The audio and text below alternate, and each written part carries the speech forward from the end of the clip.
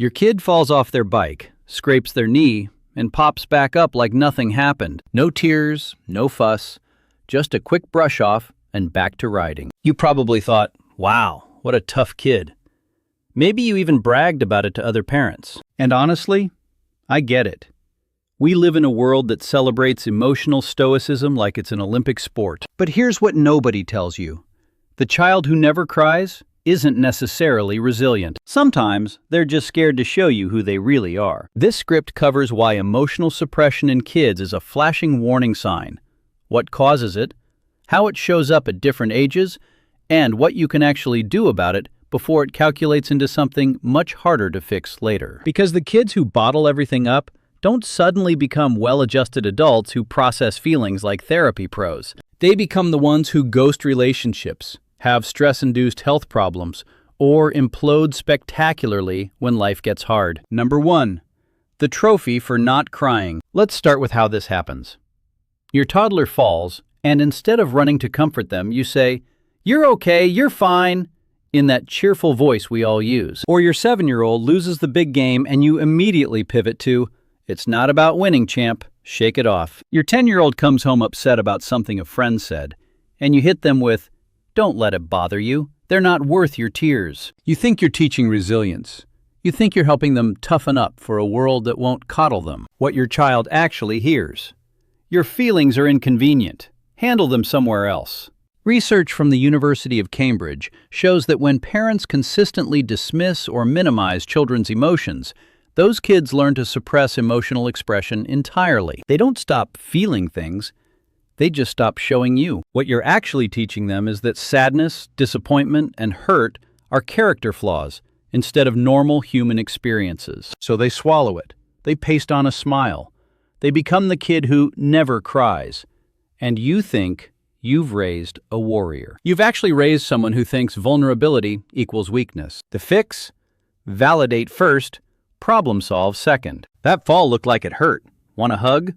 Or, losing sucks. I'm sorry that happened. You can still teach resilience, but it has to come after you've acknowledged that their feelings are real and acceptable. Number 2, the performance of fine. Watch a kid who's learned not to cry. They've turned emotional regulation into a full-time acting gig. They fall and immediately scan your face to see what reaction is acceptable before they decide how to respond. They get hurt and freeze, waiting for your cue. It's like watching someone take an emotional multiple-choice test in real time. What breaks my heart about this is how early it starts. Toddlers are emotional chaos machines by design. They're supposed to lose their minds over the wrong color cup. That's how they learn to process big feelings in small bodies. But when we consistently reward them for shutting it down, they learn the performance of fine. Stanford research on emotional development confirms that children as young as 3 can learn to mask their authentic emotional responses based on caregiver reactions. They become tiny method actors, performing the emotion they think you want instead of expressing what they actually feel. This doesn't make them tougher. It makes them disconnected from their own internal experience. By the time they're teenagers, they genuinely don't know what they feel anymore, because they've spent a decade performing instead of processing. The alternative? Let them feel it. Sit with the discomfort of watching your kid be sad, scared, or angry without immediately trying to fix it or shut it down. Your tolerance for their emotions teaches them that feelings aren't emergencies. Number 3, the gender trap. Let's talk about how we do this differently to boys versus girls, because the patterns are wildly different and equally damaging. Boys get the big boys don't cry treatment, starting absurdly young. Girls get the don't be so dramatic dismissal when their emotions are too big or too often. Both messages land the same way.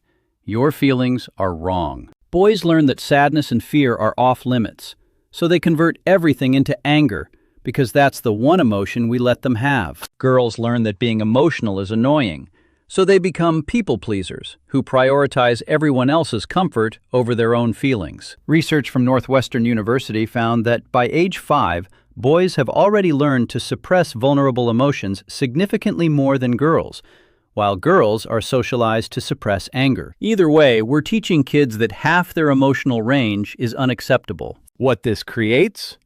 Boys who punch walls instead of crying, and girls who say, "I'm fine," while actively drowning. The long-term cost is devastating. Men who can't identify their own emotions end up in therapy at 40, trying to learn what they should have been allowed to practice at 4. Women who spent their lives managing everyone else's feelings burn out spectacularly. The fix is the same, regardless of gender.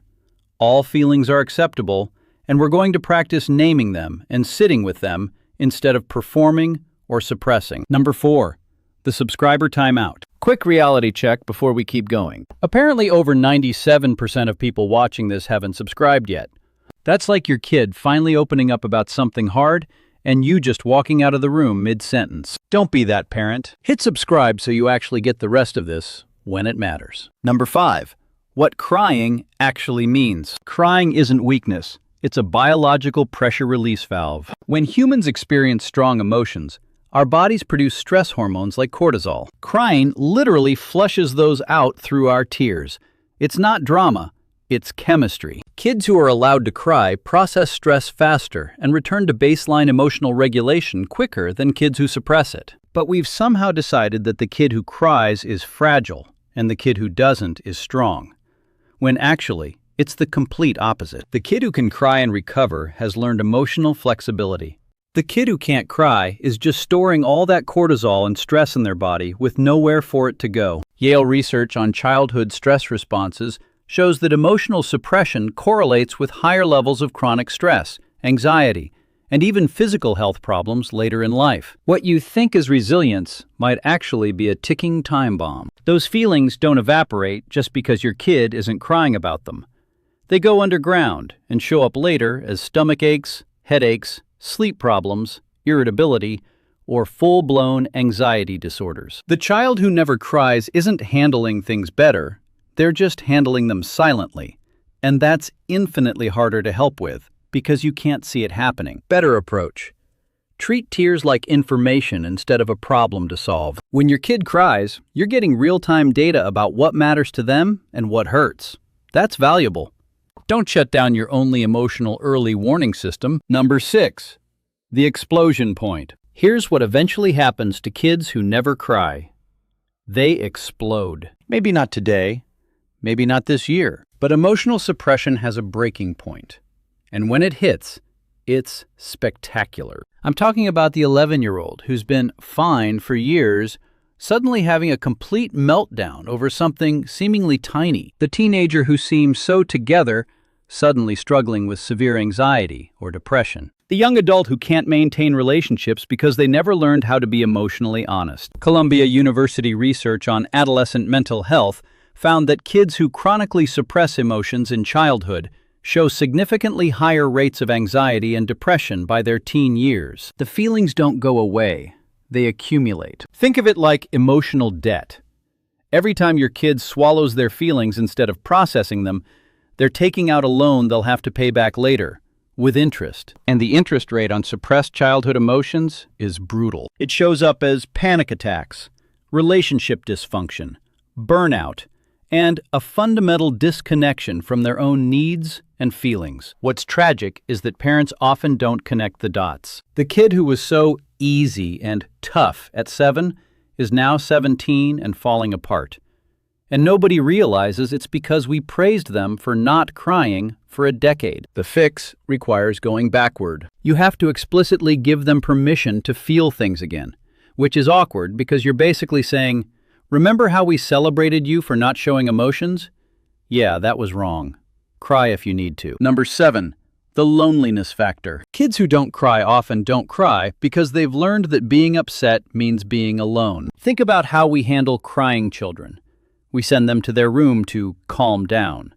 We say, "Come back when you're ready to talk." We physically or emotionally remove ourselves from them when they're at their most vulnerable. What they learn: big feelings mean isolation, so they stop having big feelings around you. They cry alone in their room, or in the shower, or not at all. They become experts at emotional self-sufficiency, which sounds positive until you realize it means they think needing emotional support is shameful. Harvard research on attachment and emotional development confirms that children need co-regulation, meaning they learn to manage emotions by having adults help them through it, not by being sent away to figure it out alone. When we isolate kids during emotional distress, we're teaching them that vulnerability destroys connection instead of deepening it. Fast forward to adulthood, and you've got someone who ghosted every relationship the second things got hard, who won't ask for help even when they're drowning, who thinks emotional needs are burdens. The kid who never cries becomes the adult who never asks. The fix?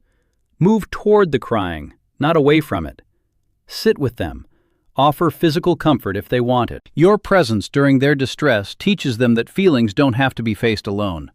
That's actual resilience. Number 8. The achievement mask. Some kids who never cry are using achievement as an emotional replacement system. They can't express feelings, so they pour everything into being perfect. Straight A's, every extracurricular, never a complaint. They look like the dream child, but they're actually running from their own emotional experience by staying busy enough that they don't have to feel anything. These are the kids who fall apart when they get their first B, or don't make the team, or experience any failure, because their entire identity is built on performance instead of personhood. They've learned that achievement gets praise and emotions get dismissed. So they've gone all in on what works. MIT research on perfectionism in children shows a direct correlation between emotional suppression in early childhood and achievement-oriented anxiety in adolescence. These kids aren't driven by passion. They're driven by fear of what happens if they stop performing. The cost is enormous. They burn out young. They develop anxiety disorders.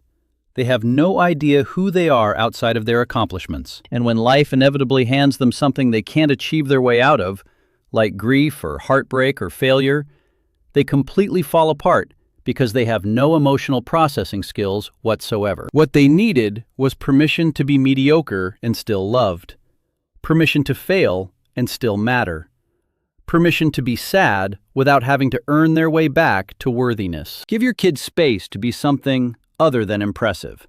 Let them be bored, average, or upset without immediately trying to fix it or redirect it toward productivity. Number 9. How to undo this. If you're reading this and realizing you've been accidentally teaching your kid that crying is weakness, don't spiral. You can fix this, but it requires being explicitly awkward about it. You have to name what you're changing and why. Sit down with your kid and say something like, "I think I've been telling you that being tough means not crying, and I was wrong about that. Crying is actually how our bodies handle hard stuff. I'm going to try to be better about letting you feel your feelings without shutting them down." Then you have to follow through. The next time they're upset, resist every urge to minimize, fix, or dismiss. Just validate. "That sounds really hard. I'm sorry that happened. It makes sense that you're upset." You don't have to have solutions. You just have to witness their feelings without making them wrong for having them. Psychology Today confirms that parental validation of emotions is one of the strongest predictors of emotional intelligence and mental health in children. It feels simple because it is simple, but simple doesn't mean easy when you've spent years doing the opposite. Expect this to feel weird. Expect your kid to test whether you mean it. Expect some kids to immediately start crying about everything because they finally have permission. That's normal. They're catching up on years of suppressed feelings. Let them.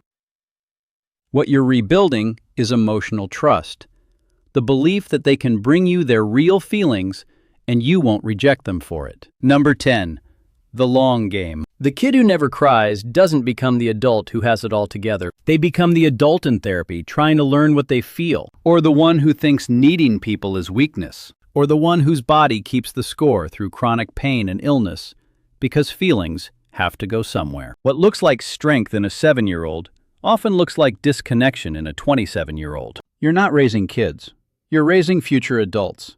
And those adults will need to navigate heartbreak, loss, failure, and fear. If they've spent their entire childhood learning that those feelings are unacceptable, they're going to be exceptionally bad at being human when it counts. The goal isn't to raise kids who never struggle.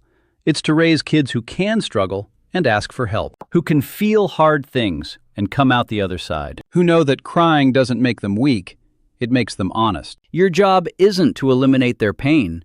It's to teach them that pain is survivable and they don't have to survive it alone. So next time your kid falls and looks at you before deciding whether to cry, give them the gift of permission. Let them cry.